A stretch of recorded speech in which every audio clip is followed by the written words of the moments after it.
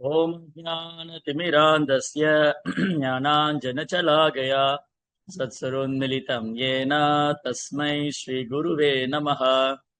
नमः ॐ विष्णुपादाय कृष्णपृष्ठाय भूतले श्रीमते भक्तिवेदान्त स्वामीति नामिने।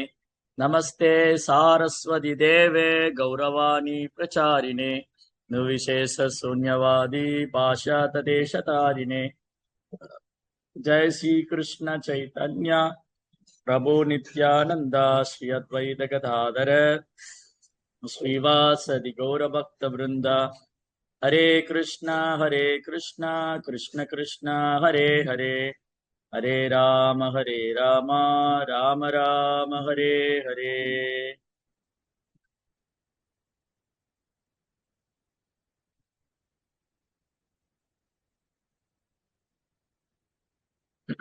ஹரே கிருஷ்ணா.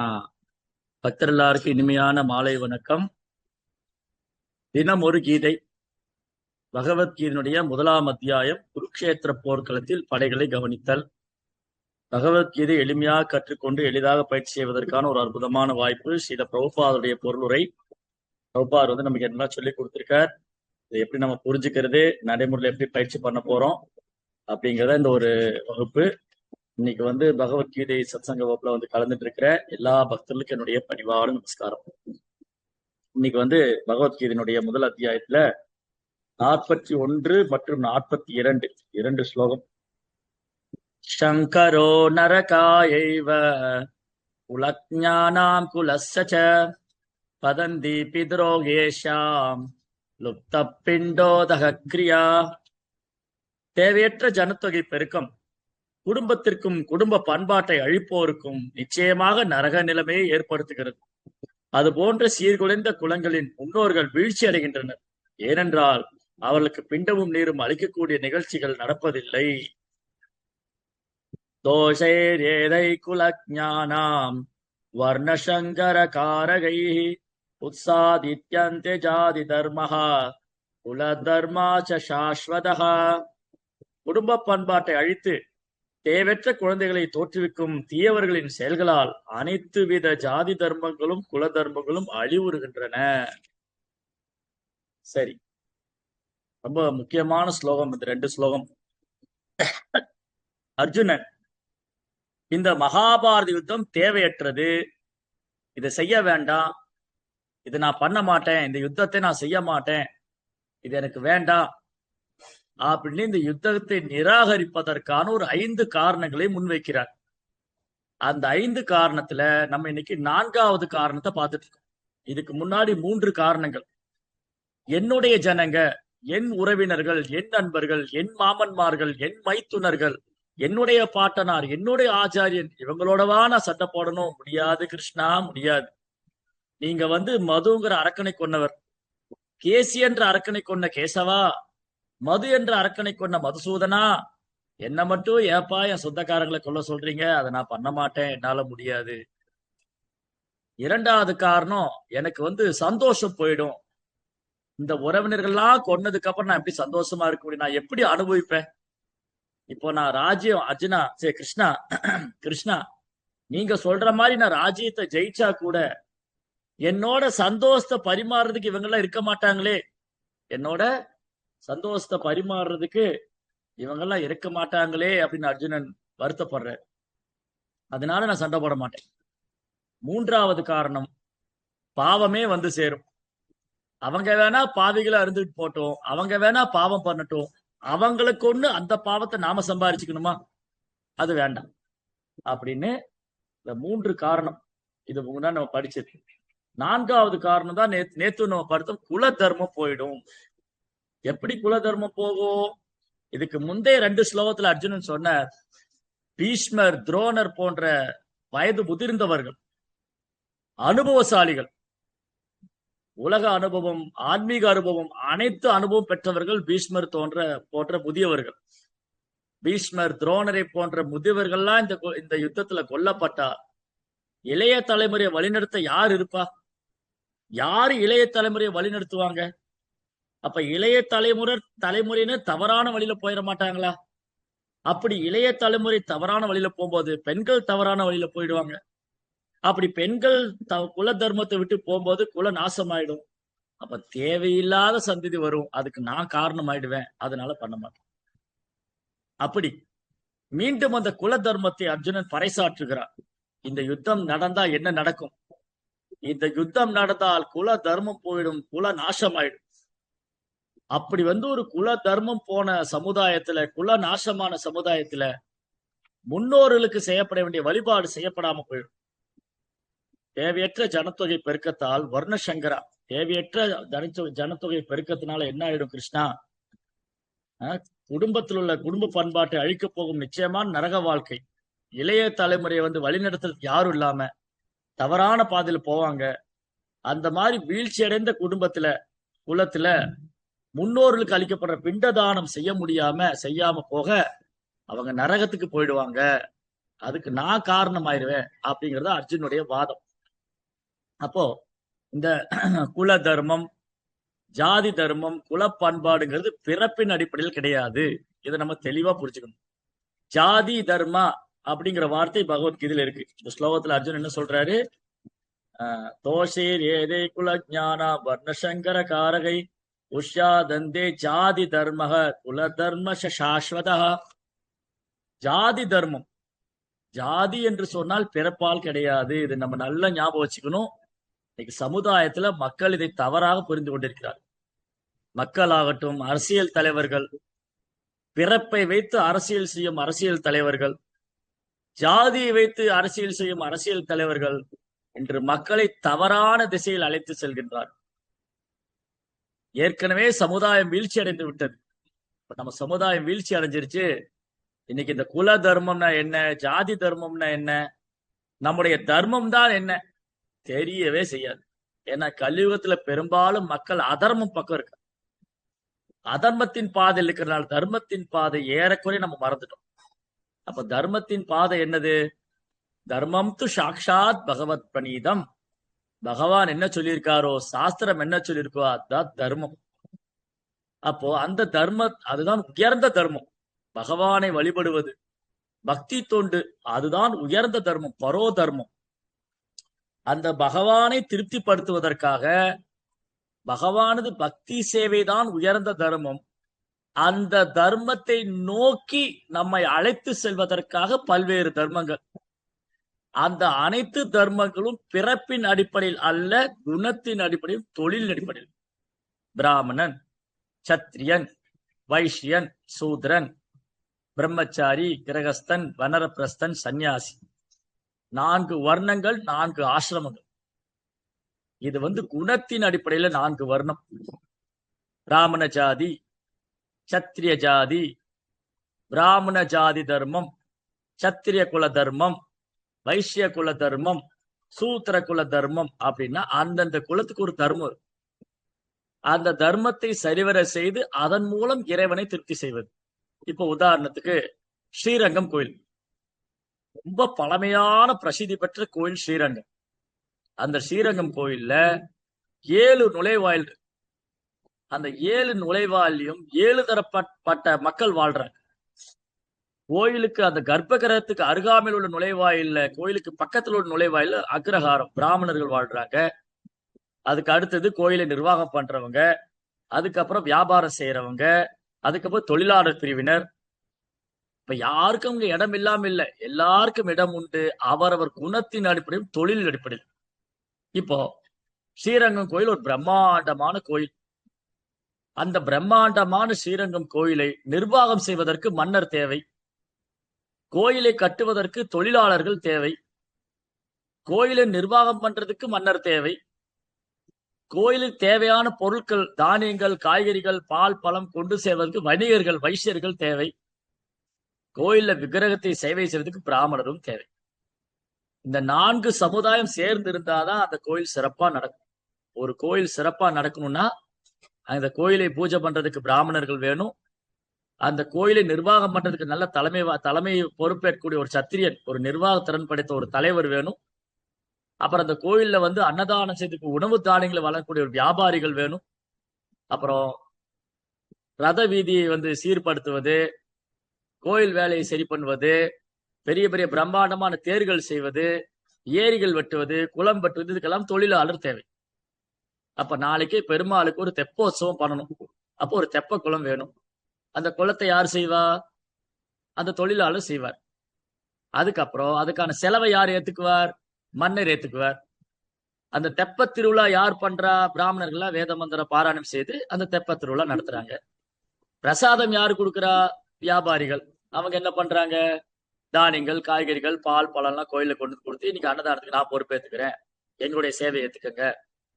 அப்புறம் அந்த கோயில்ல ரங்கநாதருக்கு சேவை பண்ற பிராமணர் இருக்கார். அப்புறம் அதுக்குன்னு ஒரு அதுக்கான அந்தந்த சேவைக்கான நபர்கள். காலையில ரங்கநாதர் முன்னாடி நாதஸ்வரம் வாசிக்கிறவர் இருப்பார். நாதஸ்வரம் மிருதங்கம் வாசிக்கிறவங்க அவங்க வம்சாவளியா அந்த சேவை பண்ணிக்கிட்டு இருப்பாங்க. நாதஸ்வரம் வாசிக்கிறவங்க, மிருதங்கம் வாசிக்கிறவங்க, சப்பரம் பகவானுடைய வாகனத்தை தூக்குறவங்க, காலங்காலமா அந்த வம்சாவளியா சேவை பண்ண பகவானுடைய வாகனத்தை தூக்குறவங்க. இந்த மாதிரி அனைத்து தரப்பட்ட மக்களும் பக்தர்களுக்கு சேவை செய்யலாம், பகவானுக்கு சேவை செய்யலாம், பக்தர்கள் ஆகலாம். இப்போ சொல்றாங்க இல்லையா, யார் வேணாலும் அர்ச்சகர் ஆகலாம். ஆமா, இது இன்னைக்கு நேத்து இல்ல, ராமானுஜர் காலத்திலே இருக்கு. யார் வேணா அர்ச்சகர் ஆகலாம். ஆமா, எப்படி அர்ச்சகர் ஆகலாம்? ஆன்மீக குருடன் சென்று ஆன்மீக விஷயங்களை கற்றுக்கொண்டு பயிற்சி செய்து யார் வேணா அர்ச்சகர் ஆகலாம். யார் வேணாலும் பூஜாரி ஆகலாம். அவங்களுக்கு தெரிந்த பாஷையில அர்ச்சனை பண்ணலாம். கடவுளுக்கு ஏது பாஷை? அவருக்கு எல்லா பாஷையும் புரியும்.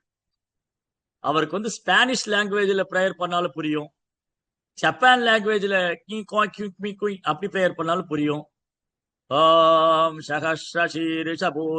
இப்படி ப்ரேயர் பண்ணாலும் புரியும், மாயனை மண்ணு வடமதுரை மைந்தனை இப்படி ப்ரேயர் பண்ணாலும் புரியும். அவருக்கு எந்த புரியாது? பகவானுக்கு எல்லா மொழியும் புரியும். இந்த மொழியில் தான் பிரார்த்தனை செய்யணும். இதெல்லாம் நம்ம உருவாக்கிக்கிறது. நான் சொல்றேன் இந்த இதுல பண்றாங்க, அந்த லாங்குவேஜ்ல பண்ற, இதெல்லாம் நான் என்ற பொய்யகங்காரம். இன்னைக்கு மக்கள்ல பெரும்பாலும் நான் என்ற பொய்யாங்காரத்தினால சண்டை போட்டுக்கிறார் தெருவில். தவிர பகவானுக்கு ஏது மொழி? அவர் அனைத்து மொழியும் அறிபவர், அவர் அனைத்தும் அறிந்தவர். மொழியே இல்லைனாலும் நம்ம பாஷையை அவர் புரிச்சுக்குவார். இப்ப எனக்கு வாய் பேச வராது, ஆனா என்னுடைய மொழியை பகவானால புரிஞ்சிக்க முடியாது, ஆனாலுமா புரிஞ்சுக்க முடியும். என் மனதில் என்ன நினைத்து கொண்டிருக்கிறேன் என்பது பகவானுக்கு, நான் பேசிதான் பகவானுக்கு புரியும்னு அவசியம் இல்லை. என் இதயத்தில் அவர் பரமபுருஷன் பரமாத்மா அமர்ந்திருக்கிறார். எல்லோர் இதயத்திலையும் பகவான் பரமாத்மாவை அமர்ந்திருக்கிறார். நம்ம பேசிதான் அவருக்கு புரிய வைக்கணும்னு இல்லை. நம்ம language is not a problem. மொழியினால் இறைவனை திருப்திப்படுத்த முடியாது, பௌதிக வசதியால் இறைவனை திருப்திப்படுத்த முடியாது, என்னுடைய ஆன்மீக அறிவை கொண்டு இறைவனை திருப்திப்படுத்த முடியாது, என்னுடைய பௌதிகமான அறிவை கொண்டு இறைவனை திருப்திப்படுத்த முடியாது, என்னுடைய விஞ்ஞான அறிவை கொண்டு இறைவனை திருப்திப்படுத்த முடியாது, என்னுடைய மர கற்பனை வைத்துக் கொண்டு இறைவனை திருப்திப்படுத்த முடியாது, என் வீண் ஆராய்ச்சி வச்சு இறைவனை உணர முடியாது. பக்தினால மட்டும்தான் அவர் உணர முடியும். பக்தினால மட்டும்தான் அவர் திருப்திப்படுத்த முடியும். பக்தினால மட்டும்தான் அவர் அணுக முடியும். அதனால பக்தி தான் பிரதானம். அதனால என்ன குலம் பிறப்புன்னு எல்லாம் கிடையாது. அந்த குலப்பிறப்பு அது பிறப்பின் அடிப்படையில் அல்ல, அந்த குலத்துக்கான தொழிலை வைத்து அறியப்படுகிறார். இப்போ ஒரு குழந்தை பிறந்தது. குழந்தை பிறந்தோடனே வேத காலத்துல என்ன பண்ணுவாங்க, அந்த குழந்தைக்கு நாமகரணம், பேர் சூட்டு விழா நடத்துவாங்க. குழந்தை பிறந்த கொஞ்ச நாள்ல பேர் வைப்பாங்க. அந்த காலத்துல என்ன பண்ணுவாங்கன்னா, அந்த குழந்தைக்கு பேர் வைக்கும் போது நாமகரணா பண்ணும்போது என்ன பண்ணுவாங்க, கொஞ்சம் தட்டுகள்ல வந்து ஒரு தட்டுல வந்து ஃபுல்லா பாகவத புத்தகம், பகவத்கீதை மாதிரி ஆன்மீக புத்தகங்கள் வச்சிருப்பாங்க.